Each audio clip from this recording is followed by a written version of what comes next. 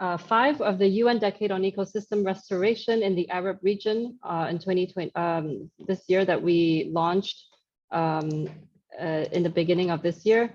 This webinar focuses on addressing climate change through ecosystem-based adaptation, or I would say more broadly, ecosystems-based approaches and ecosystems restoration approaches. So the topic today is climate change, but we will see how this can be supported through a variety of lessons learned and case studies from the region and a number of tools that we're very happy to share today. So my name is Teresa Wong. I'm Climate Change Officer for the FAO Regional Office for the Near East and North Africa based in Cairo. I'm here with colleagues from the FAO Regional Office, FAO headquarters as well, and also from the UNEP West Asia, who are co-organizing this webinar series and this whole program with us. So without much further ado, let me just go to the next slide. Just to show you a little bit of the order of the day, we will run through the presentations fairly quickly, asking the speakers to try to keep it within 7 minutes. We've had a few people join us in the last couple of days, and so we're very happy to have this wonderful landscape of presentations, but maybe just to see if we could try to keep them within 7 to 8 minutes each and be able to have a lively discussion after the last presentation, as long as we can go for until the top of the hour. So without further ado, I'd like to invite Mr. Abdul Hamid Hamid, Senior Forestry Officer in the FAO Regional Office for the Near East and North Africa, to give some opening remarks, followed by Mr. Abdul Manem Mohammed from UNEP West Asia. Abdul Hamid, please go ahead.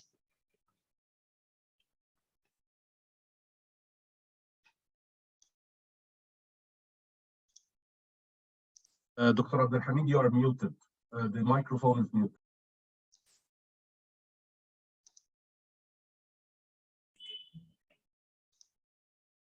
Do you hear me now? Yes, we can. Please go ahead. Thank you, Teresa. And good morning, ladies and gentlemen. Assalamu alaikum jami'an.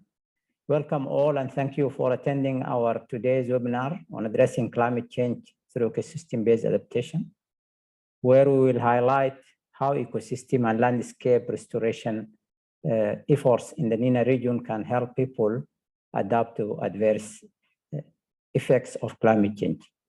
This is, as mentioned by Teresa, our 5th webinar in a series of webinars launched by UNEP Office for West Asia and FAO Regional Office for the Near East and North Africa, as part of our efforts to promote awareness on the UN Decade on Ecosystem Restoration and encourage our countries in the Arab region to be engaged in and benefit from this global movement.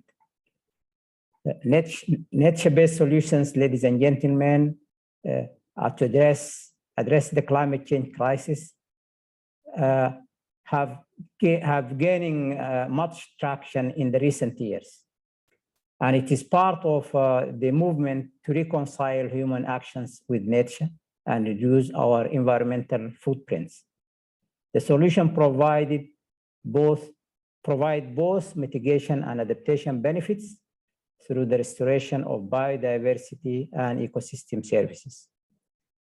The latest 6th assessment report of the International Intergovernmental Panel on Climate Change notes that climate change has already contributed to observe changes in weather and climate extremes globally. And we are witnessing this in our region also. NENA is predicted to become hotter and drier, with increasing frequency of extreme events like droughts and in some places flash floods. Agriculture areas are becoming more vulnerable to climate change, and NENA will be at the forefront of global economic losses resulting from climate-related water scarcity. We are witnessing that participation is expected is decreasing and expected to get more decreased in most places in the region. We are anticipating up to 40% decrease in participation. We are also witnessing increased dieback in our natural forest, severe forest fires, and increased pest outbreaks. To address these challenges, there are opportunities to integrate ecosystem restoration into climate change initiatives in the NENA region, which will help restore ecosystem health and support adaptation to climate change. So in this webinar, we'll hear from four, I think, presenters who will highlight examples of ecosystem-based approaches to address climate change in the NENA region, focusing on valuable lessons learned and recommendations for future actions. Thank you very much for joining this webinar. Thank you for listening. And I would like to hand over to Abdelmunam Mohammed from UNEP Office for West Africa to also give some opening and welcoming remarks. Thank you, Dr. Hamid, and Assalamu alaikum jami'an. Good morning, everyone.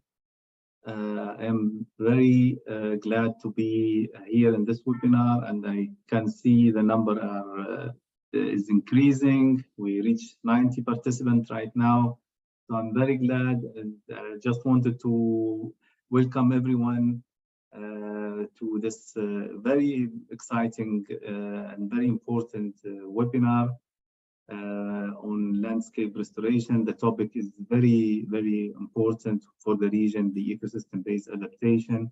I will not go into the technicality because I will leave it to the speakers to speak and bring examples and best practices.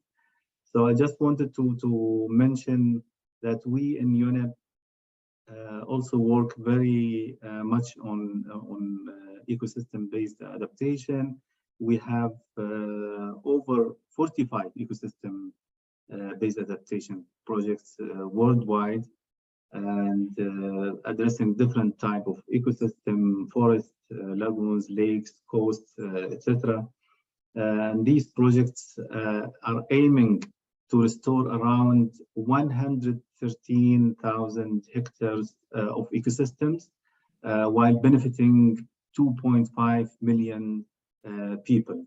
So as you can see, we have different experiences in different regions, and we can facilitate bringing this experience from global to the region to be of added value to the region.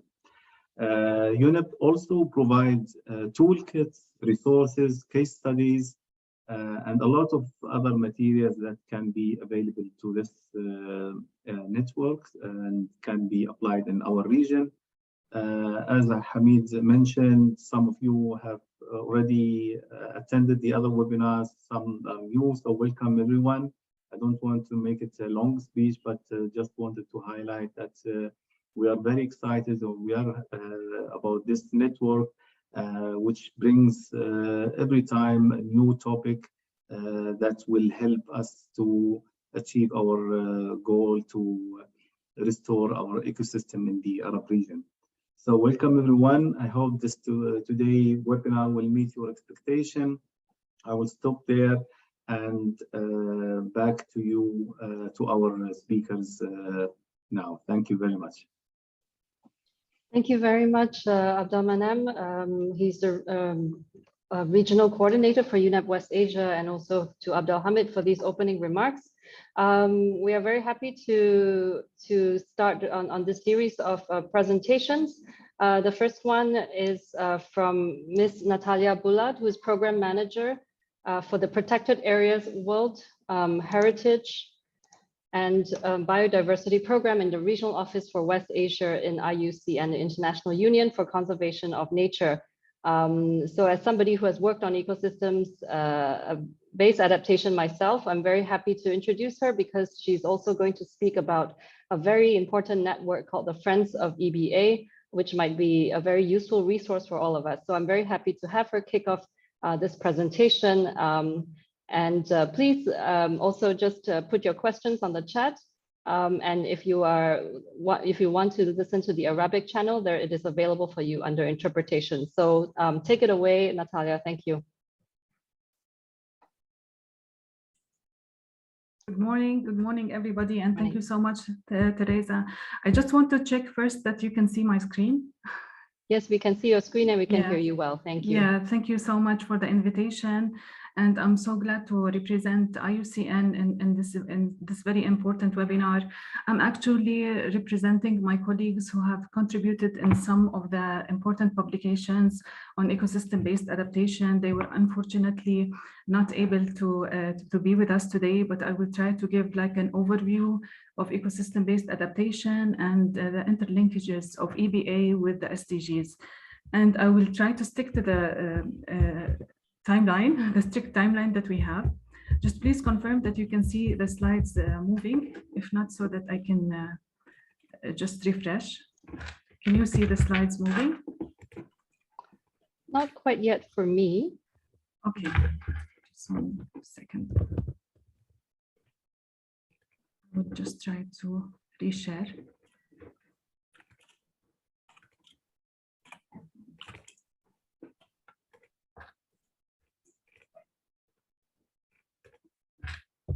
Is it possible for you to see them now? Yeah. We see the slides, but I'm not seeing them change. Let me just see if Mohammed. Yeah, can you see them moving now? Not for me. Anybody else in the panel? No, we are seeing only the first slide. Exactly. Okay. We can only see the first slide. Okay, I will try. Can you help Mohammed how to move this up? And you also have my presentation, so if it's not working, you can just maybe. Okay, let me. Yeah. stop sharing then. Natalia, I might suggest that you just carry on with the presentation. I mean, anyway, and we try to put another one up. So we'll just, we'll keep the flow going. Thank you. Okay. We'll try our best to put it in. Oh, yes. Oh, we see it now. Actually, we see the next slide, but it is not in presentation mode. But we can also present from so there. I will just resume, and because I'm going to be giving a very high level or very general like overview on ecosystem-based adaptation, and I will focus a little bit on the publication that you've mentioned. So in order, like just to start, a general definition of ecosystem-based adaptation is that it's basically a nature-based solution that harnesses biodiversity and ecosystem services with the purpose of reducing vulnerability and building resilience of human communities to climate change. EBA is also defined as the use of biodiversity and ecosystem services as part of an overall adaptation strategy to help people adapt to the adverse effects of the climate change. So you can see that by using EBA approaches like ecosystem conservation, sustainable management of ecosystems, and restoration of ecosystems, they all result in reducing the vulnerability of communities to the impacts of climate change and reducing the harmful impacts and hazards of climate change. So as examples, I will mention just a couple of examples on ecosystem-based approaches to adaptation to climate change. One of the examples is the disaster risk reduction through the restoration of the coastal habitats. For example, restoring mangroves, wetlands, and deltas to provide effective measures against storm surges and coastal erosion. Another important example that's really relevant to our region, and it's already implemented in our region, maybe even like organizations apply that approach without knowing that it's ecosystem-based adaptation, is the restoration and sustainable management of grasslands and rangelands. We have a lot of work in the region with the different organizations, and the purpose of that is to protect the topsoil against erosion and to improve soil properties and the infiltration of the precipitation to increase the resilience to drought and flooding. Of course, the nature-based climate solutions, including the EBA, are have strong synergies, and they are interconnected to the SDGs, to the Sustainable Development Goals of the United Nations. So as we know that the SDGs themselves are interconnected and ecosystem-based adaptations are interconnected to the SDGs, and usually an ecosystem-based approach can sometimes contribute to more than one of the SDGs because they are already interconnected. And you know that in the 2030 agenda, the Sustainable Development Goals were adopted by the United Nations member states. So what is the importance of the EBA to the SDGs? The EBA, the ecosystem-based adaptation, it provides the opportunities for transformative adaptation. And this means that changes that can alter the system's properties to allow them to exist under the changing climate conditions. So EBA actions can be transformative, and they can be called transformative when they can reshape unsustainable interactions between people and nature. And also EBA provides economic, social, and environmental co-benefits that can contribute to climate change mitigation, so not only adaptation. Here, I would just like to highlight the importance of a very recent publication that talks about the ecosystem-based adaptation and the successful implementation and achievement of the Sustainable Development Goals. I'm going to give a very brief, like a high-level overview of this publication, and I would recommend that everyone has a very good look on this publication. It's a joint technical report that was published by EBA and the SDGs Working Group of the Friends of the EBA, coordinated by the SWEDBio and the International Union for the Conservation of Nature. And I'm glad to say that some of my colleagues have contributed to reviewing and this publication. So the first iteration of this publication, so this is a really recent publication that was just published in July 2020. The first iteration was launched in the UN High-Level Political Forum on Sustainable Development, and it focuses on the implementation of the SDGs. And I'm going to give like very high level like key points regarding this publication. So the report dives in the connection between the EBA and each of the 17 SDGs. And in each section, so in each section, there's a focus on one of the SDGs. There's an overview of the threats that are posed by climate change and ecosystem degradation, by climate change and ecosystem degradation and biodiversity loss, and how these threats impede the achievement of each SDG. And also there is an overview of how effectively implemented EBA approach can underpin successful achievement of the SDGs. The publication talks and well covers many aspects, and the EBA approaches. It focuses and concludes some important messages. It includes some important messages. For example, the EBA approaches are not meant to stand in isolation, but integrated in the broader adaptation planning for reaching impact across the SDGs.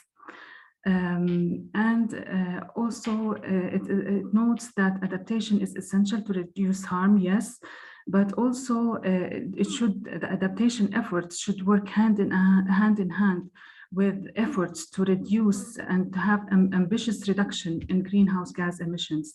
So because adaptation has to be supported with mitigation also.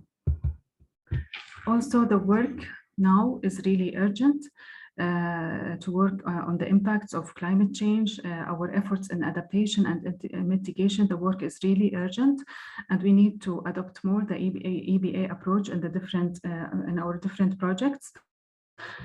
Although the work is urgent, but it's not too late. We see, or the publication sees, that there is a good opportunity to reorient the work towards a more climate resilient and nature positive future for the progress towards a sustainable development in general. So this was a very quick overview of the publication. I would recommend that you refer to that publication. It's published and available online for more information. And that was, I hope I was able to stick to the time. And that's over to you, Teresa. Thank you so much, Natalia. That was short and sweet, but also encapsulated, I think, what IUCN and FIBA have been doing for actually many years already to bring together the guidance on how to make sure that mainstream ecosystems-based approaches into climate change planning, but also showing that ecosystems-based approaches have many co-benefits, and obviously we cannot also forget mitigation. You've also pointed out that ecosystems-based adaptation is actually mentioned in the IPCC reports as part of the solutions, and we know that with the IPCC land and special report on climate and land, and also with the 6th assessment report, increasingly they're pointing out that nature-based solutions are long-term sustainable strategies for climate change that also help to resolve some of the other objectives, right, that we're heading towards, reducing poverty, improving livelihoods, and also, creating conditions for more sustainable agriculture and sustainable environments. And EBA is actually mentioned as a solution and a part of the solution for the land and water and climate issues in the IPCC itself. So we're speaking about quite a high level strategy and solution. So thank you so much for this. And Natalia, if I may ask you to also put a link to the report so that everyone can access it. Please continue to put your questions on chat, and we will try to bring it up at the Q&A, which I think we'll reserve for the end of the last part of this webinar. So without much further ado, let us move on so that we can collect more knowledge and questions and issues to raise at the end. I'd like to invite Ms. Valentina Garavaglia, who is an international consultant working on the forest and landscape restoration mechanism in FAO's forestry division. Valentina is an expert in natural resources management and specializing in analysis and management of natural resources. Yeah, I think her work has a specific focus on the Mediterranean region and Mediterranean degraded forests. So we're very happy to hear from her on some of these ways in which this mechanism has been working in the Arab region. Go ahead, Valentina. Welcome. Thank you, Teresa. Thank you, colleagues. Just confirm that you can see my screen. We can see your screen. And you can see, and you can also see moving the slides. It is moving. Thank you. Okay, perfect. So thank you first of all, thank you for this invitation. And what I will do with this short presentation is showing you how we work in the Arab region with countries on restoration and the links with EBA. So first of all, what is the Forest and Landscape Restoration Mechanism? The FLRM, as how we call it. It was established in 2014 by FAO to help countries meet their ambitious pledges and restoring degraded lands. It provides support through knowledge management, innovative financing, resource mobilization, monitoring, and communication.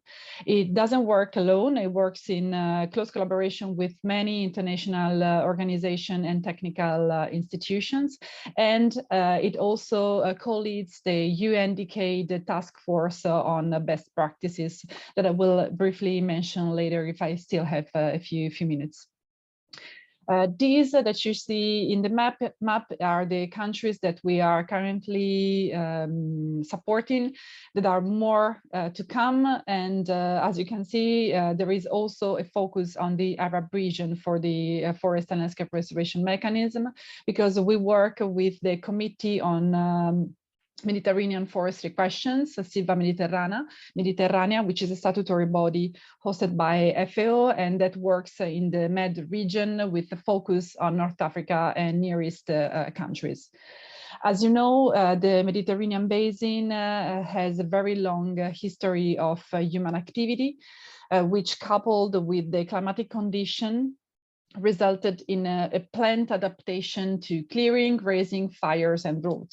We say that Mediterranean forests are heavily shaped by a human intervention, But these, with the intensification in land use, urban development, and climate change, led to an increase of degradation for lands that have now a reduced provision of ecosystem services, a low biological productivity, and slow recovery after disturbances and abandonment. Therefore, restoration in a Mediterranean landscape is a mean to reverse land degradation, restore ecosystem composition, functioning, and sustainability, and thus contributing to improve livelihood and well-being of local population. As was mentioned in the opening by Mr. Abdelhamid, Mediterranean basin is heavily heated by climate change. We are expecting being hotter and drier in the next years, but also this summer was a bit, I think, preview of what it's going to happen in the next year. To go directly on the ground, I just wanted to show you how we are working on restoration with an approach, on an ecosystem-based adaptation approach in Morocco, where the main environmental factors that affect Mediterranean forests and landscapes are drought, forest clearing, illegal cutting, forest fires, overgrazing, high social vulnerability, human pressure on natural resources that are exacerbated by climate change. And so we have land degradation. These factors are common to many Arab countries. And in this case, forest and landscape restoration has been used and is being used to support climate change mitigation and adaptation, and to enhance the provision of goods and services. As our colleague of IUCN recently just mentioned, mitigation and adaptation are strictly linked. They cannot be working in silos. You cannot mitigate without adaptation, and you cannot adapt without mitigation.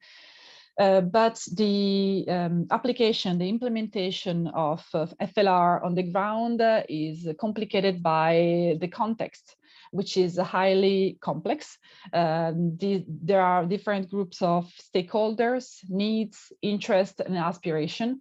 So there is a strong need to better integrate the forest and landscape restoration strategies at the national and local level. Morocco is being targeted by a project that's it's a global project funded by the International Climate Initiative of Germany, which is called the Paris Agreement in Action, the short name. It's a project that is implemented at global level, but in 3 different regions, and one of that is the Mediterranean one. At national level in Morocco, we are focusing on both climate change adaptation and mitigation. And the first step that the country took was to revise the Moroccan NDC. The NDC was updated and submitted in June 2021, and with the strong revision of the forestry sector that now includes restoration practices. Restoration practices are in this updated version of the NDC for the forestry sector are finally enhanced. So reforestation is of course mentioned, but also is mentioned avoiding and recovering from degradation, the promotion of incentives, and participatory approaches. This update of the NDC for the forestry sector with a focus also on restoration, it's a way for the country also to demonstrate the strong, the important role that restoration can have at national level to achieve the pledges. At the local level, what was done for the project was to develop a forest and landscape restoration plan with a participatory approach in the Marmora Forest, which is a pilot site in the country. So this FLR plan included a baseline assessment to identify the most degraded areas and a socioeconomic study to identify the local population that have an active role in managing and affecting from one side the forest resources in the area. The plan based on this baseline study proposes a combination of reforestation with species that already exist in the area and assisted natural regeneration, so a way to protect and preserve natural tree seedlings in forested areas. But what is important is that these practices should be implemented through a series of contracts with the communities that will have a role, an active role in in the restoration of the degraded areas. At the same time, the plan promotes livelihood improvements activities through the production, harvesting, and marketing of a range of non-wood forest products. قلت اكلمك لانه انتوا حاولتوا تكلموني وانا كنت ساعتها May I ask, please? Hello. I think we have some interference. We need everyone to keep their microphones off, please. As panelists, we will try to look out and mute the person, but I apologize. No worries. So from one side, there will be, sorry, مش هي الايميلات اللي بيبقوا داخلين. I apologize. Yeah. No, that's fine. I think I'm trying to find who is speaking, and we'll try to mute the person. Thank you. Please, everyone, keep your microphones muted. Thank you very much. So as I said, from one side, there will be action on the ground implemented through the participation of local communities. And from the other side, there will be also the implementation of activities strictly related to the production of non-wood forest products that will enhance restoration from one side, but also improve livelihood of local communities. The plan is currently being validated at the national level by the Ministry of Agriculture and will be tested soon in a pilot site of 3,500 hectares that will be put under restoration.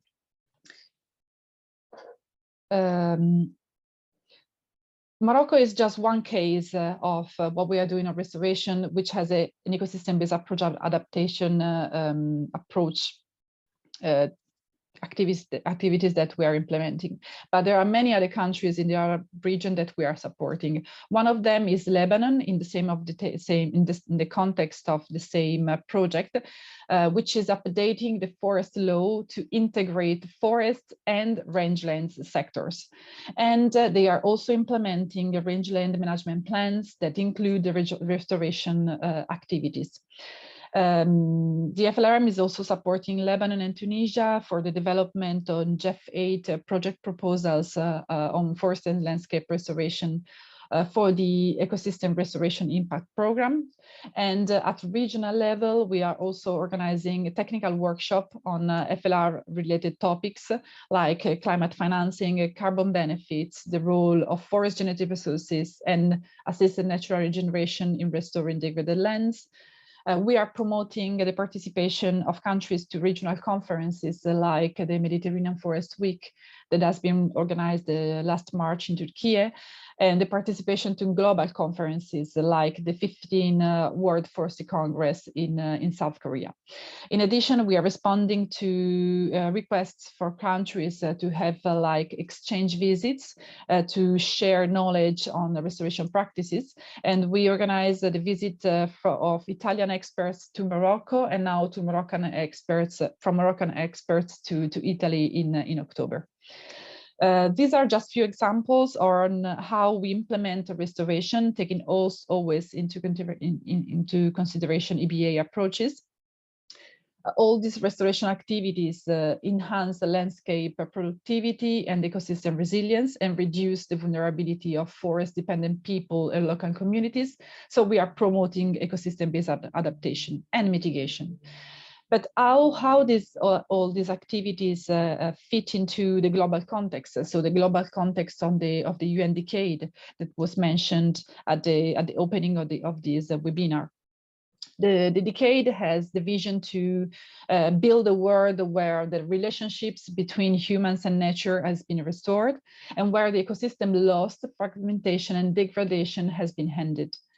But we have a little knowledge on how the restoration currently ongoing at global level is being implemented. What are the results? How is going? What are the lessons learned? Despite we have a huge pledge of countries for restoration at global level. So it seems that there is not enough action on the ground, or maybe better, is not enough assessed. So the UNDCAID has launched this initiative, which is called the World Restoration Flagship Initiative. Is a way for countries and regions to promote the restoration they are doing on the ground, and to promote it as example to be shared with other realities. And the Med region, so the Arab countries of the Med region, have submitted a proposal for Mediterranean Restoration Flagship last March 2022. It was endorsed by Morocco, Lebanon, Tunisia, and Turkey, and it was endorsed also by international organizations like UFM, FIMED, and the Mediterranean Model Forest Network. And it's a way to scale up the mosaic landscape restoration that is ongoing in the region, and to create a regional development model based on sustainable use of land. Another option for the Arab countries and the countries in general that are doing restoration to be part of the UNDCAID is to submit their best practice. There is a task force on best practice, which is led by FAO, which is trying to assess and promote the good practices of restoration at global level. They produce many documents so far to guide the restoration implementers to assess their activities and to submit them to the UNDCAID to receive visibility, in some cases also funds. So let's say that restoration in the Arab region is already ongoing, but it can of course be enhanced, upscaled, and promoted, and is key to really to build resilient landscapes in the context of climate change and to benefit local people and communities. The UNDCAID on ecosystem restoration is a great opportunity to both promote at national, regional, and global level what is going on in the Arab region. And there are several organizations that are engaged in the UNDCAID that are ready to provide technical support and assistance. So for any information and requests on restoration, if you would like to take a look at our website or contact us for further assistance, we will be glad to reach you out. Thank you so much. Thank you so much, Valentina. That was a very rich presentation that said a lot of things. Firstly, it also got us thinking about how we can be more active in terms of submitting some of our best practices and case studies. You also showed maybe one of these flagship initiatives in action, or at least being submitted. But most of all, I think some practical aspects of really connecting forest and landscapes restoration to the objectives of nationally determined contributions, and the usefulness of this approach for national level and local level planning. So I think this has been very interesting. I mean, I also learned a lot from this presentation, and showing the examples of also how the influencing policy or ensuring that this also hits at the governance level and the legal levels for governing forests and rangeland landscapes. So thank you so much for that, Valentina. And the questions are coming, so presenters, feel free to answer them, and we'll take them up in the Q&A. So we just have 2 more interventions to go. Right now, I'm happy to welcome Ms. Olfat Hamdan from the MED program. She's a MED program management officer with UNEP MAP, and she will present on a big, I think, Mediterranean project on ecosystem-based adaptation in the Mediterranean region. So coming down to also some more practical examples. Olfat, please go ahead. Do you have a presentation? Thank you, Teresa. Thank you for this very important webinar. I'm glad that I'm among you today in this very interesting event. صباح الخير جميعا. أنا مبسوطة إنه اليوم الإيفنت عم بيكون بلبنان، لأنه أنا كمان أنا مبسوطة إنه أنا كمان من لبنان وعم شارك بهذا الاجتماع. بعتذر أنا ما حضرت برزنتيشن اليوم، لأنه قررت انضم للويبينار امبارح عشية، فما كان في عندي مجال، فحضرت نوت لأعرض شوي SCCF project اللي عم بتقوم اليونت ماب بتنفيذه.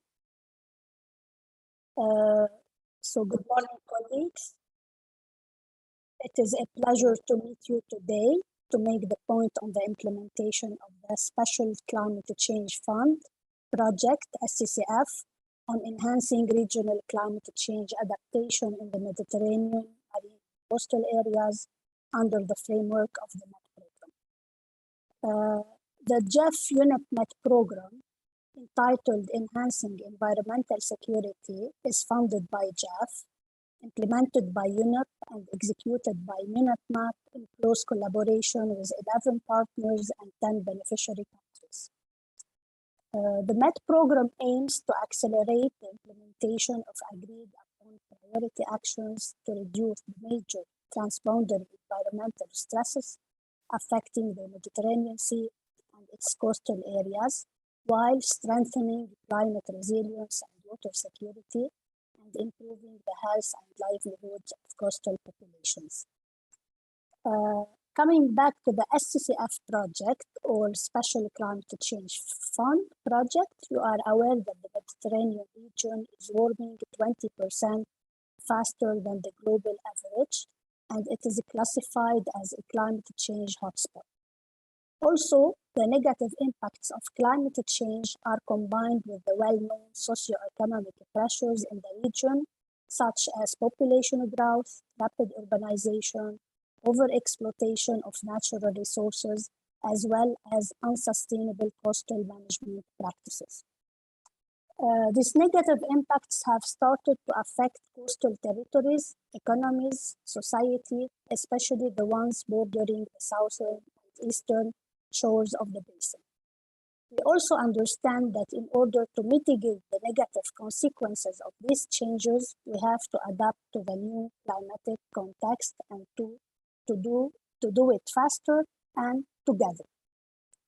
The MET program is striving to integrate climate change adaptation concerns in planning policies and initiatives related to the coastal zones, innovate the strategical and organizational approaches for coping with the key climate-related challenges the Mediterranean environment is confronted with, and also introduce innovative intersectoral and interinstitutional collaboration tools and mechanisms, allowing us to move forward from vertical single sector focused actions to coordinated horizontal intersectoral operations.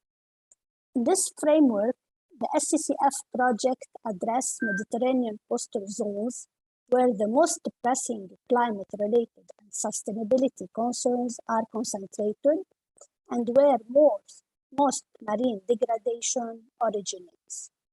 The SCCF is aimed at achieving positive impacts in first, building the capacity and knowledge of policymakers and relevant actors to better plan, coordinate, and mainstream climate change adaptation into local integrated coastal zone management strategy and coastal plans. Also, mainstreaming climate change adaptation into integrated coastal zone management strategy and plans, mobilize public and private finance for adaptation in the region, strengthening engagement and partnerships between stakeholders, and also enhancing regional knowledge on adaptation and climate information, particularly on vulnerable groups, women, and men. Actually, 3 executing partners are supporting UNEP-MAP in executing and implementing this project, and we are working together to assist countries and in particular coastal zone managers and populations in creating a participatory and evidence-led process for national and local governments and non-government stakeholders to identify adaptation solutions based on climate risk and vulnerability assessments, mainstreaming climate change adaptation into local ICZM plans for 2 priority hotspots area. I'm saying here Kotor Bay in Montenegro and Konjete Tuan Al Hoceima in Morocco. developing guidelines and proposals to facilitate access to financing for adaptation in coastal areas, and convening regional meetings and conducting awareness-raising campaigns to share information and knowledge on climate change adaptation and on the findings and lessons learned from the project.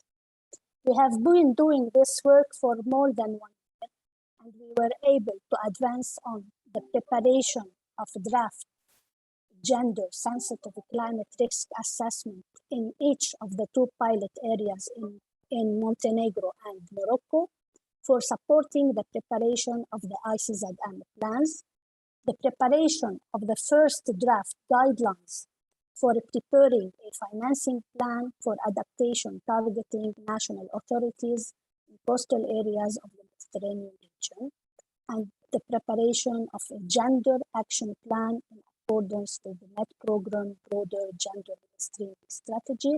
And it is, I think, the first time that we include gender mainstreaming in a program or a GEF-related projects. Of course, we will continue our work till the end of the project, which is expected mid-2023, and we aim to share information and knowledge on the findings and outputs of the adaptation planning processes through the project component related to knowledge management, project coordination, and influencing.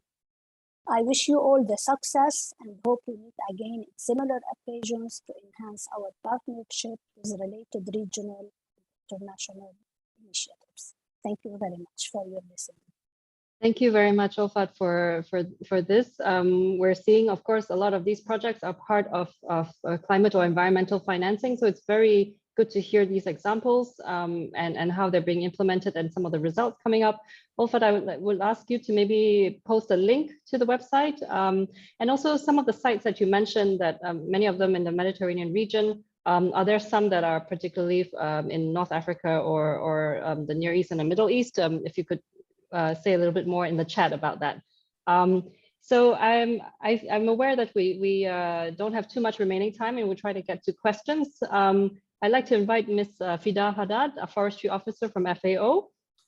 She is specializing in dryland forestry and has more than 20 years of experience in dryland natural resource management. She's the last to go, but she was the first to say yes. So I want to acknowledge that, Fida, thank you so much for being one of our first speakers. We put you last because I think you have very interesting tools for us. So bringing all the suggestions that we have and into some of the platforms and tools that we can actually start to use to manage climate change through an ecosystems approach. Go ahead, please. Thank you. Yeah, thank you, Teresa. Thank you for inviting me. Please confirm that you can see the full mood. We can see the full screen. Super. Okay, so I will, I know that I don't have time, so I will move directly into the topic that I will discuss here. As you mentioned here, my colleague Valentina already mentioned one of the task force that FAO is leading in the framework for, in the UN Decade on Ecosystem Restoration, which is related to the best practices. The another task force that FAO is leading in coordination with UNEP as well is the framework for ecosystem monitoring, which I will present the process of this platform and the link to the EPA and with the UN Decade, some examples from our region. And it's called the Dryland Restoration Initiative Platform.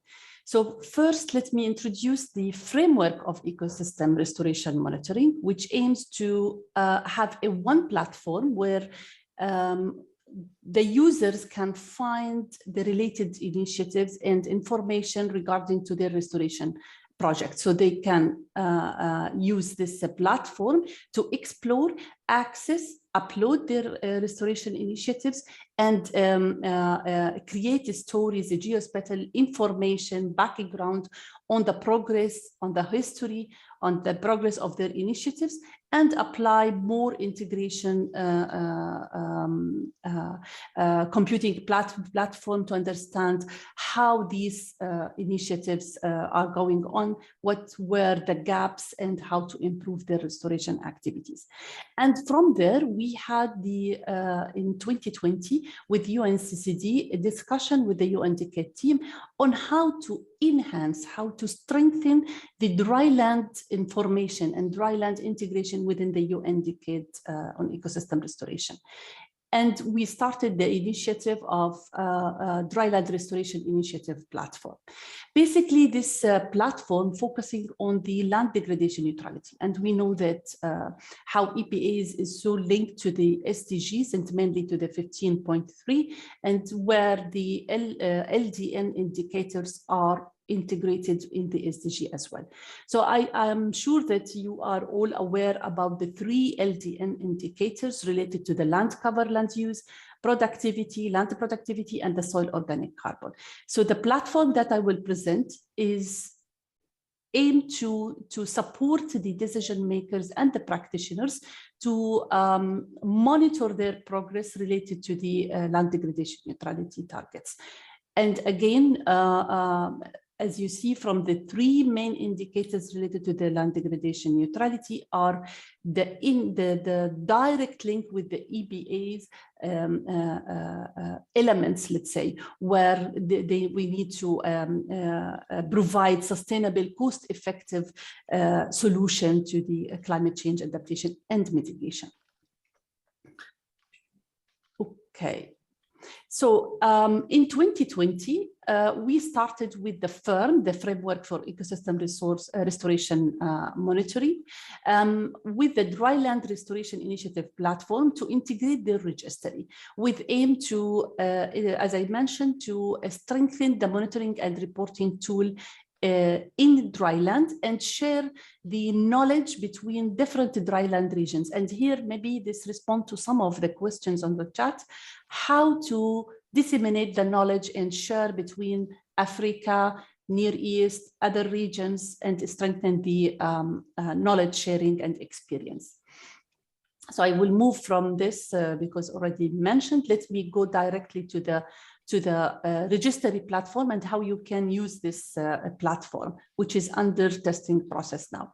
So basically, in the Framework for Ecosystem Restoration Monitoring FIRM, you have 7 steps to enter your initiative and your project sites, including that you have to register your initiative and decide on the area of interest and draw the polygon that you need to assess or the landscape, add different characteristics, your activities, indicator selections, and some more information. And when it comes to the analysis and results, either you will choose to have only the historical information from the geospatial information data with the indicator you selected, or you can click on DRIP platform where you can go to that platform to have further analysis that are linked to the land degradation neutrality, basically on the dryland landscape. And here the DRIP divided into 3 stages. The stage, so you can use it either your project just about to start and you are in the planning process, or if you are in the mid of your implementation, or at the end of the project if you want to evaluate your progress. And here where you have to enter all of your information at any time. So if you started from stage 1, your data will be saved under your user name to monitor the 3 indicators and the LDN checklist over the time of your project implementation or initiative. This is how you will see the project registry on the web page when you enter all of the information that I just mentioned. Okay, so imagine that you enter your information related to the 3 indicators, which also include different the perspective of geospatial information, ground truthing, participation of the communities, different stakeholders. You will be able to generate, of course, from FIRM, you will be able to generate the remote sensing maps and historical maps to inform you about the status of the degradation and restoration plan.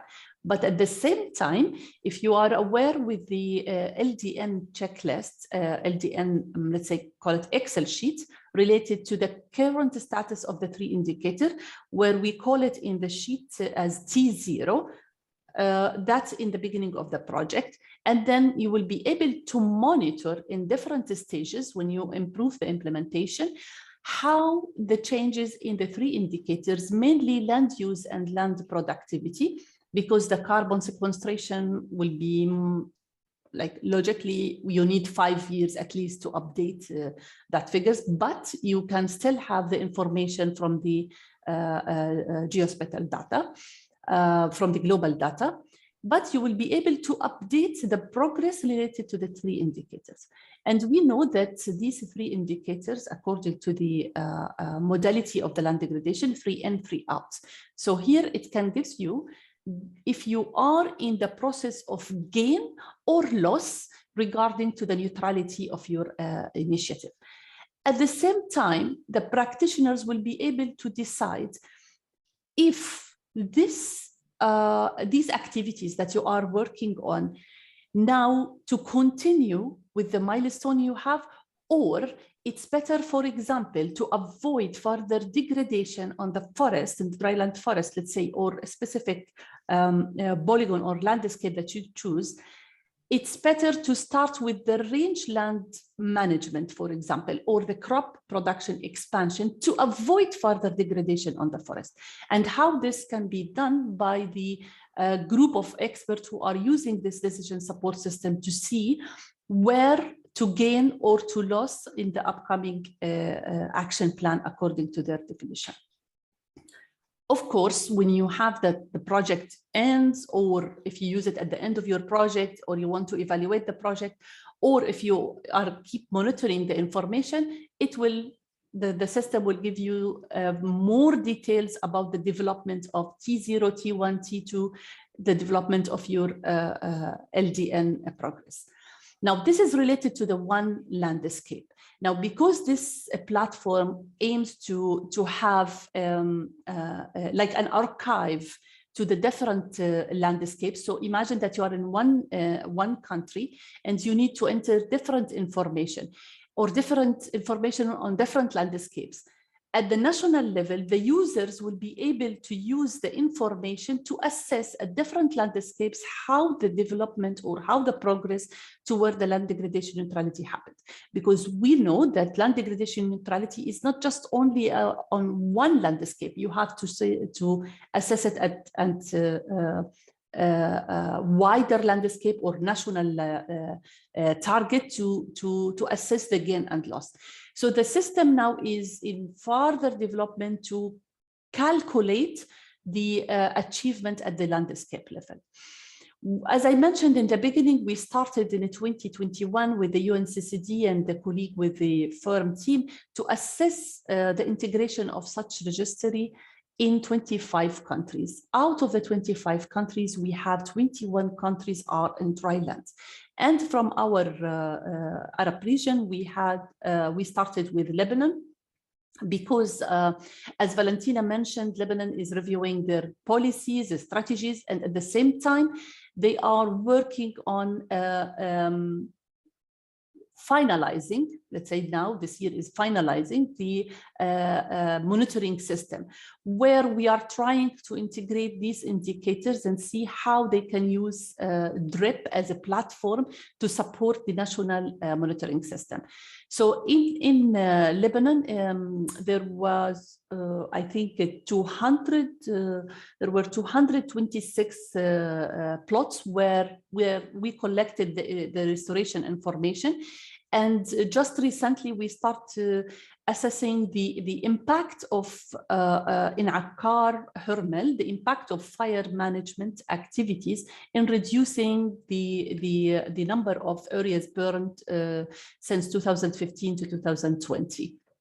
So I couldn't manage to share more slides on Lebanon because still under consultation with the counterpart.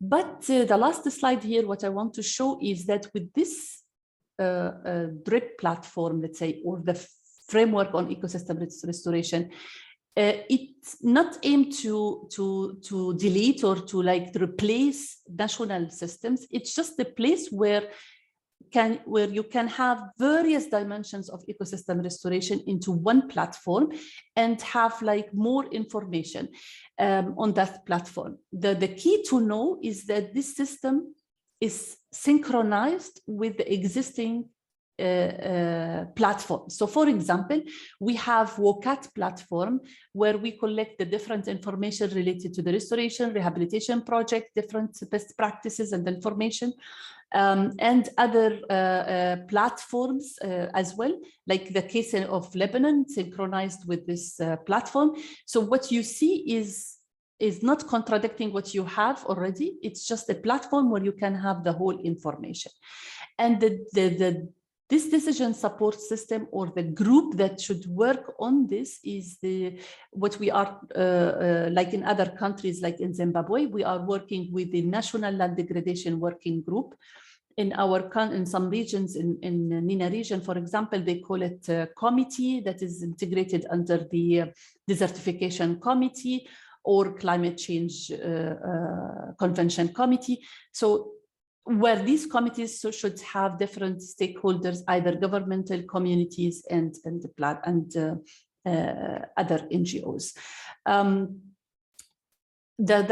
As I said, we are in the testing stage and developing the software now to be launched next year. So we are now analyzing some of these indicators, and the plan is with UNCCD next COP, which will be hosted in Saudi Arabia, is 5 countries who are implementing and testing this to present their findings and to present their perspective on this tool, and will be using, of course, before the convention, will be using this the results of their testing in improving their PERS reports. So they will be able to document what worked well and what didn't work well in terms of neutrality activities, and try to endorse this platform as part of their new press reports in UNCCD next year. So basically, what we are trying to do in this platform is to link the cloud with the ground, where communities, practitioners will add their perspective to validate the geospatial information, what we call it the remote sensing map on restoration. I tried my best to present quickly to Teresa, because I know I'm the last and the time is not permitted to provide further information. Thank you so much, Frida, for also running us through the framework for ecosystems based as for the firm registry. If you could put down some links, I think people can also to look things up. We are 2 minutes over time, but I think let's see if there are any burning questions. I think many of the questions, we had almost 20 questions in the Q&A. Many of them have been answered by speakers. I think maybe the one maybe comment or question that I want to take up that we not necessarily answer, it was directed at Valentina, but we're also, this is something that we're all concerned about also in the regional level. Is it possible to think about establishing an Arab observatory that brings together pioneering and successful experiences and initiatives directed to address climate change? Because yeah, we don't really have a big picture. So there are a number of initiatives doing that. Would Valentina maybe want to have an attempt at answering that, or maybe Abdelhamid or Abdelmanem, and then we will close after this. I think we've had so much interest and questions. Thank you so much. Yes, actually, it's something very that would be really very interesting. What we are doing is really trying to collect all the requests from our partners and countries and so on, and this is something that we can further think about. What we absolutely do not want to do is really overcharging our partners to request continuous submissions of information and data. So what is really important to us is that we work together and we ensure that we are not really double duplicate the efforts or overlap to other initiatives. So we absolutely will take into account this comment. We will try to pass on the message and work on this as well. Resting assured that we will absolutely try to involve as much as possible the professors and technical persons on the ground. I hope I partially replied to the question. Thank you very much. I think it really just shows there's a lot of interest in this database, and I don't think we'll ever get to one database or one registry. There would be always several, and we just try to coordinate as much as possible. I really want to just yield the floor to our technical leads, Abdel Hamid and Abdel Menem, if there are any other last words from you, especially on this question. If not, we would be ready to close, I think. Yeah. Any last words? Thank you, Teresa. The only last word, I would like to thank all the speakers for this very informative presentation they have managed to deliver within this short time. And it's good that they are sharing links with the participants so that people can review, can read, can go back, and they are available also to answer questions through our offices here. Thank you to all of you for attending and for participating in this webinar. Thank you very much, Abdel Hamid. Just to remind you, the webinars continue with a few more. I think the next one will be on October 20th, Restoring Degraded Forests and Landscapes in Drylands. And then we go on to November 17, one on forest-based landscape management in the Lebanese context. Again, brought to you by FAO, Regional Office for Near East and North Africa, and also the UNEP West Asia office. So thank you so much for joining us. We will try to share the presentations and PDFs and some of the links. See you at the next webinar. Thank you very much, everyone. Thank you, Teresa. يعطيكم العافية. Bye-bye. Thank you. Bye. Bye-bye. Bye-bye.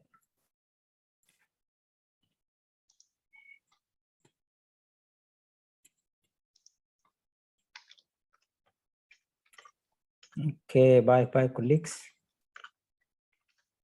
مع السلامة يا دكتور. Teresa, I will close now. Yes, please. Okay. Thank you. Bye bye. I was trying to answer more questions. Okay. Continue. Yes. There is something in Arabic technical, so I don't know how to. Yeah, I think yeah, I know. I just trying to. السادة المترجمين، هو كده الميتنج خلص، هي بس تريزا بتقفل شوية حاجات في الأسئلة.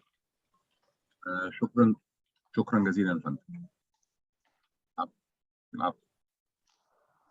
Okay.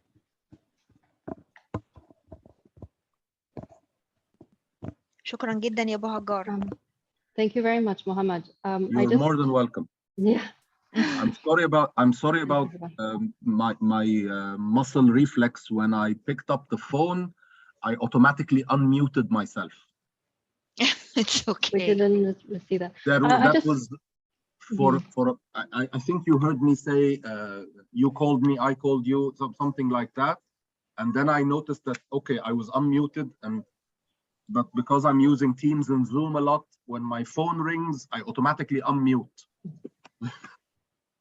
Okay, thank you all, colleagues. I just wanted to make sure that we have saved the questions in the chat and the recording, and then we can close. Automatic, it will be saved.